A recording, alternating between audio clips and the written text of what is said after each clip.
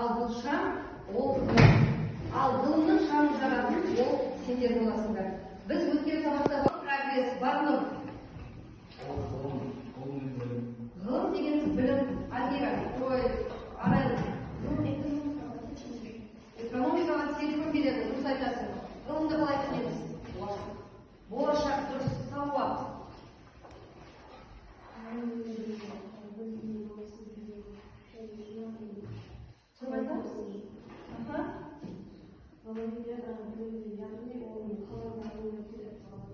Жақсы. Айша, ғылым ол зерттеулер. Адам өмірін жеткізеді. Керемет жарайсыңдар балалар. Ғылым сөз барлық жаратылыстану саласында, ғылым техника саласында үлкен сүбелі үлес қосқан адамзатқа өз пайдасын тигізген адамға немесе ол тапсырмаға байланысты болмен сұрақ жауап ұйымдастырайық.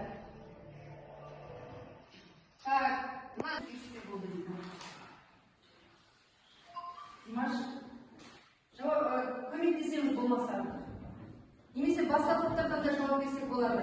Соғыстан кейінгі кезеңдерде республика мектептерінің техникалық базалық жағынан қамтамасыз етуде қандай өзгерістер болды балалар? Және оңға жолық еңбек мектептері құрылды. Жақсы, тағы да толықтырамыз. Лабораториялық және де арнайы кабинеттер ашылды, және де оқу бағдарламаларын жаңартылды. Жарайсың. Бағалау тұрамыз, бағалау тақшасы, бағаларының түсіп отырды ұмытпаңдар. Ары қарай кеттік. Ғылым тобында кім? Жоқ, ұлан тобы. Ұлан, қай яшық таңдаймыз, қай тақшаны таңдаймыз? Есімдірек боламыз балалар? 3. Міндетті 8 жылдық білім беру жүйесі ендірілген жыл. 8 жылдық білім беру жүйесіне қай жыл ендірілді? Әрқайсысында өткен үй тапсырмасына байланысты сұрақтар жасалған. Бірінші білім тобынан бастайық. Білім тобынан жауап береді арайлы жауабы. Сенен сұрамай бірінші яшық ашып қойып оқи ғой. 8 жылдық мектептері бітіргеннен кейін оқушылар колледж жұмысқа міндетті болды. Оқушылар мектептерде өндірісте немесе ауыл шаруашылығында 3 жыл жұмыс істеуі жарайсың, арайлы бағалауды ұмытпаймыз. Егер толық жауап берсе 2 балл, толық емес жауап деп қарасаң 1 балл қоямыз. Келесі, осы білім тобынан тағы да бір оқушыға. Сен тұра ғой. Димаш, тұра ғой. Қай яшық таңдайды? Жағына жақын отырған бір яшық таңдайды. 2. Республика 8 жылдық білім беру жүйесіне. Салуа, 8 жылдық білім беруге қай жылы көшті? Кеңес заманындағы жалпы 1962 жылы. Тағы 1958 жылы. жоқ, 58 емес. 20 кім айтты? Арайлы жауабы 59 жылы. 28 деген жауап шықты. Жалпы білім беру жүйесінде 81-84 жылдардағы өзгерістер қандай болды? Жалпы білім беретін және кәсіби мектептерде реформаны дайындау және жүргізу, 11 жылдық білім берген мектептер сынып құрылды. Жалпы білім беретін мектептер, лицей, гимназия, колледж, арнайы мектептер мәртебесіне ие болды. Жарайсың. 2 балл өзіңе қоямыз. Келесі, саясат тобынан Амина тұрады. Қай кітапшаны таңдаймыз? Атасы қандай оқиғалар? 85-90 жылдар екінші кезеңде республикада қандай реформалар өзгерістер болды? Яғни 85-90 жылдар. Мен жақсы болма. Мектептерге жаңа пәндер енгізілді. Информатика, өндіріс кезінің негіздері, отбасы этикасы және қоршаған орталық таным деген. Тағы да қандай өзгерістер болды? Әрі толықтырады. Амина 1998 жылы алғаш рет құзыр бойынша электрондық төлемдерге көшуге жасалынды. Жарайсың. Тағы да қандай өзгеріс болды? 84 жылы 10 жыл кейінгі әңгіме айтады екен. Аминаға 1 балл, өзіне 1 балл қосып қойды. Ары қарай кетті, саясат тобынан тағы да бір оқушы. Кім? Қай еш? 7. Соғыстан кейінгі жылдар Қазақстанда жоғары және орта оқу орындарында үлкен көңіл бөлінді. Жоғары және орта оқу орындарында 47 жыл 16 қарашада қабылданған қаулы, осы қаулының негізінде Қазақстанда қандай жоғары оқу орындары ашылды? Қазақ КСР-дің жоғары және орта білім беру жүйесі саласында Қандай жоғары оқу орындары ашылды? Құрманғазы атындағы Қазақ университеті. Ол кезде бір-ақ университет болды, бұл қазір Қазақ ұлттық университеті Алматыда ашылған, Киров атындағы қалғаны институттар еді. Алихан жақсы, бір балл, Алихан оянып кім толықтырады? Тағы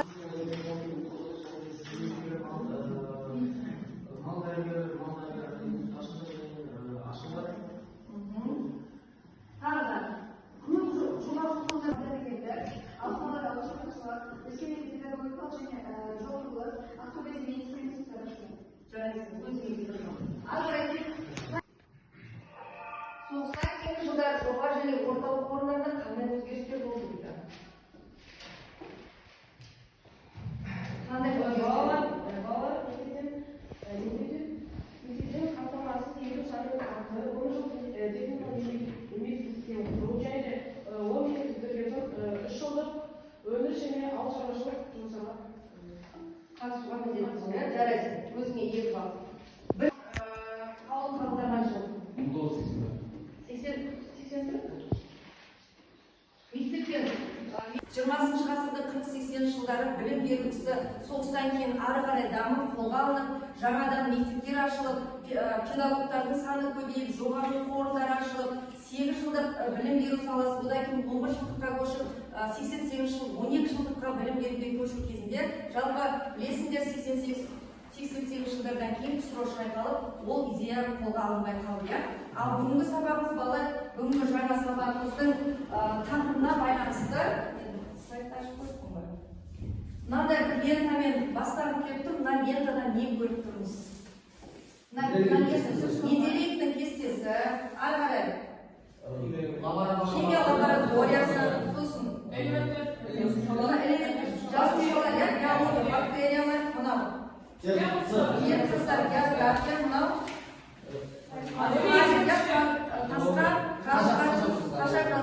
яғни балалар бұның барлығы не ғылымның салалары болып табылады.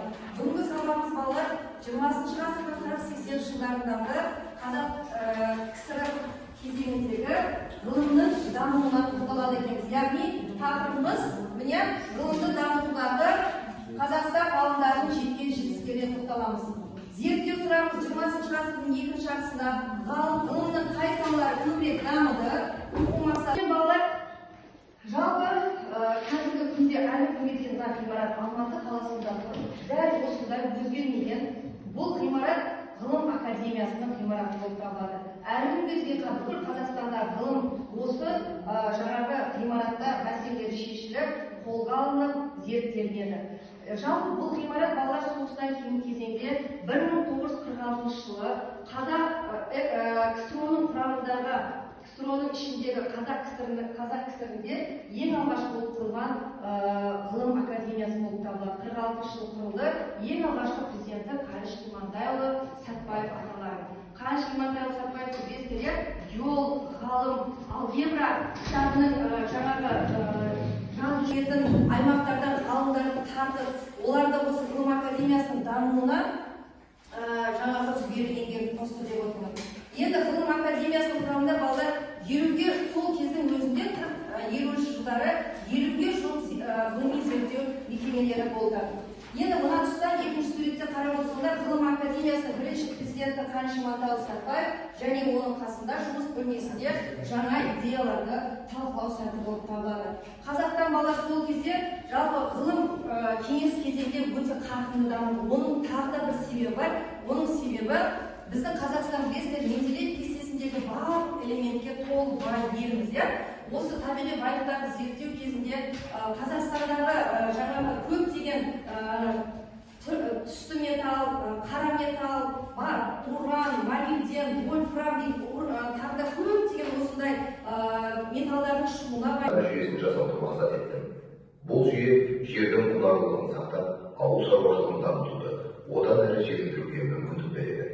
Мен Мұрат Айтқожин 1960-1970 жылдары генетика мен микробиология саласында зерттеулер жүргізіп, жасуша биологиясында тың жаңалықтар ашты. Бұл Қазақстан ғылымының әлемдік деңгейге көтерілуіне өз үлесін қосады. Жақсы.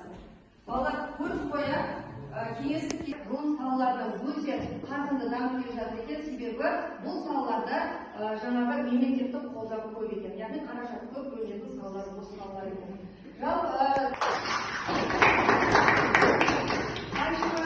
Атамыз мынандай ғылыми қолжазбасын қолынан қалдырмаған екен. Атамыздың папкасын берейін. Автор болып табылатын жан-жақты Сәтбаев атамыз. Бұл кісінің адамгершілігі, ойындағы құндылығынан сендердің аларлары өте көп. Сәтбаев атамызды зерттесеңдер, бұл кісіден алғандары өте көп. Енді мына жерде балалар осы кеңестік кезеңде Қазақстанның ғалымдарын Бүгін мен сіздерге тапсырма ілестіруші келіп отырмын. Жастардың білімге құштарлығы көру мен үлкен мақтаныш. Ендеше топтық жұмысты бастайық. Әр топ өз тапсырмаларыңызды ұсынайын. кітабыңызды мына жерге қоя тұрайын сізге.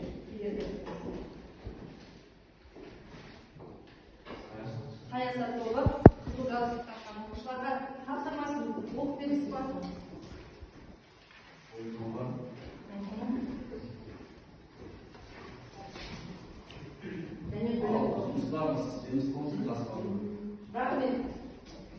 Рахмет. Олай болса балалар тапсырмаларды түсіндіріп өтейін. Формуласына саламыз. Ғылым тобы 20-шы ғасырдың 80-ші жылдарындағы ғылымның даму свод талдау кестесіне саламыз. Ал білім тобы біз балалар 20-шы ғасырдың ғылымның дамуы үшін ең бірінші білім керек. 40-80-ші жылдарындағы білім беру реформалары қандай болды, қазақ мектептерінің жай-күйі қалай болды деген сұраққа жауап бересіңдер. Мен сіздерге қазір секундармен қоямын балалар. Постердеріңді дайындап жетістіктер мен кемшіліктер ғылымның дамуында. Так.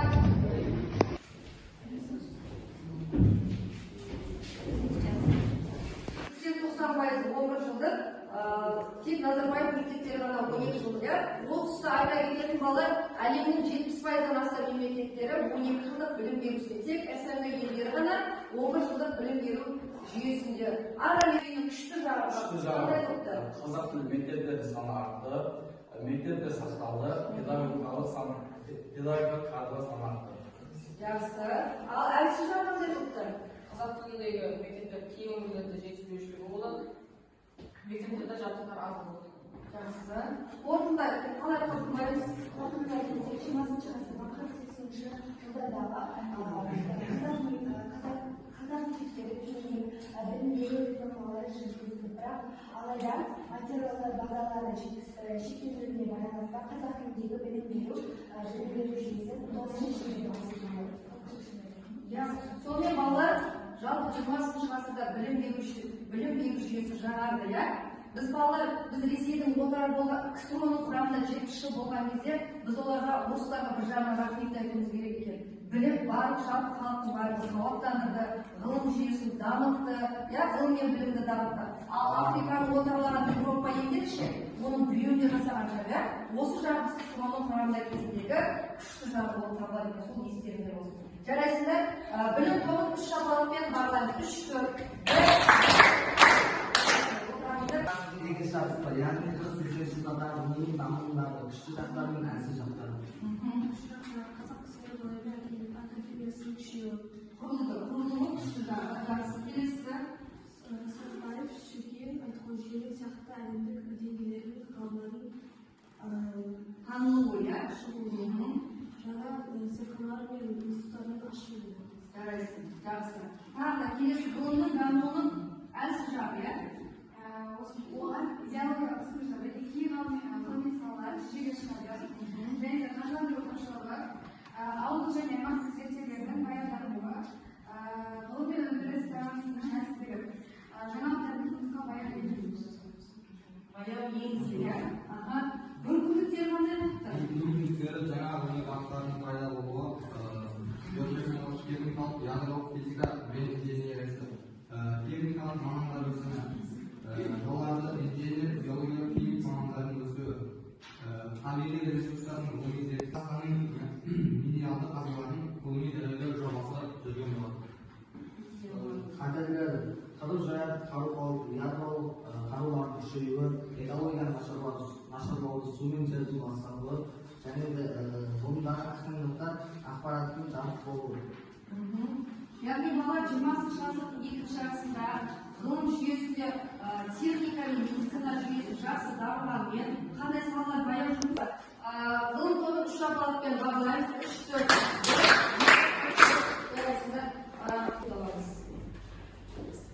ал бірінші жетістіктен бастайық, жақшыларынан. 20-шы ғасырдың екінші жартысында топ басшысы бағалаудан дамыды, критерий бойынша бағалай берді.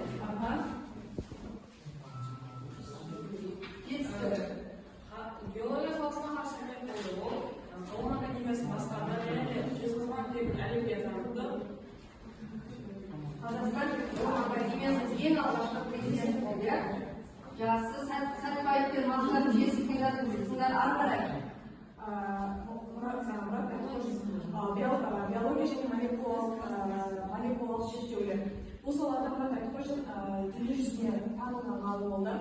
Ол рынокын зерттеп және де Қазақстанда алғаш рет генетика, молекулалық биология зертханаларын ашты. Бұл салада жетістіктері Қазақстандағы биология ғылымын арттыруға үлкен үлес қосты. Гидрогеолог Ахмет Сәтин, ол біздің еліміздегі жер асты суларының ірі қорлары бар екенін меңзеп, Балқаш, Арал, Сырдария өңірлерінде жер асты көздерінің суларын ашып, халық өндірісті сумен қамтамасыз ету жобалар жасады және су реформаларының маңызын еңбекпен дәлелдеді. Жақсы. Бұл жетістіктер, иә? Кемшілігі. Ғылым саясатының еңбегі болды. Кей салалар тоқырауға кетті. Қаржыландыру жеткісіз болды және де экологиялық заңдар келді, яғни арал семей байыбасы. Жақсы. Қорытындылаймыз ба? Қорытындылайды. 20-шы ғасырдың екінші жартысында Қазақ КСР ғылым академиясында ғылымды дамытуда үлкен жетістіктерге жетті. Бірақ экологиялық және идеологиялық реформалар қиындыққа түсті. Жақсы. Олай болса, постерлеріңді іліп қойыңдар, мына саясат тобы бағалайық, 3-4. 1-2-3. Әсір тұрады ғой, команда соңында көрсетіп шығады. Ержанға да өте тапсырма берілген Ержан. Сонымен балалар дамуындағы кемшіліктермен, мүмкіндігімен, жалпы жай-күйімен танысып шықтық. Осыған байланысты біз бекіту тапсырмасын берейік. Бекіту тапсырмасы бұл деңгейлік тапсырмалар. Онда тест жұмыс бар. Онда балалар бағалау жүйесінде тұр. Егер А-Б деңгейлі тест тапсырмаларын орындасаңдар, қанша балл, С деңгейлі тапсырманы орындаса, қанша балл деген секілді, иә? Жұптық жұмыс кетіп, орта балл орындай беріңдер. Тест орындаған оқушыға бөлек балл, ал С деңгейлі тапсырманы орындаған оқушыға жоғарырақ балл. Мержан орындаған тест. Осы жерге белгіленді тестті. Мен ақшық. Одан кейін архитектуралық маңызға келеміз, мини-кейсқа дайындарын келіңдер. Ал, Айша бастаймыз дейді. Қай ғалымға мини-кейс жасаймыз?